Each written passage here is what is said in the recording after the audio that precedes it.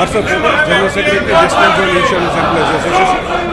આજે દેશના 30 કરોડથી વધુ કામદાર કર્મચારીઓ સાથે LICના પણ કર્મચારીઓ હડતાલમાં જોડાયેલા છે. મુખ્ય જે મુદ્દો છે તો પહેલાં 29 શ્રમ કાનૂનો હતા, જેનાથી કામદારો કર્મચારીઓ પ્રોટેક્ટેડ હતા, જેનાથી સરકારને કે માલિકોને કાંઈ પણ કામદારોને હેરાન કરવા પરેશાન કરવા હોય તો એના પ્રોટેક્શન હતા. અમે મજદૂર અદાલતમાં જઈને અમારા અધિકારો માટે લડી શકતા હતા. હવે 4 કાયદાઓમાં સરકારે પરિવર્તિત કરી દીધા છે.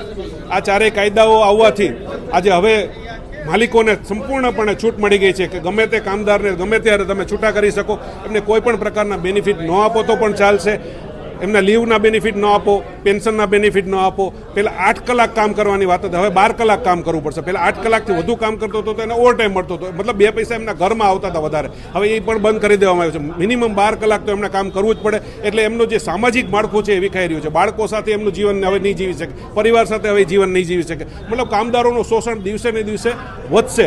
ઉપરાંત અમે LICમાં જે છે તો રિક્રુટમેન્ટની અમારી ડિમાન્ડ છે. અમે LICમાં રિક્રુટમેન્ટની ઘણા વર્ષોથી ડિમાન્ડ કરી રહ્યા છીએ, કારણ કે દિવસે ને દિવસે LICનો કર્મચારી નિવૃત્ત થઈ રહ્યો છે પણ સામે ભરતી નથી.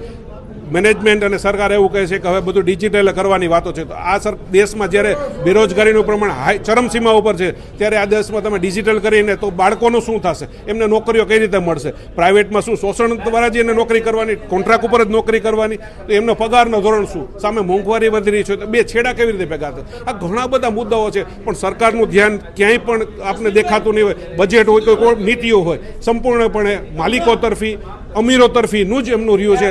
ગરીબો, ખેડૂતો, મધ્યમ વર્ગ, કોઈ પણ પ્રકારનું એમનું ધ્યાન ત્યાં છે નહીં.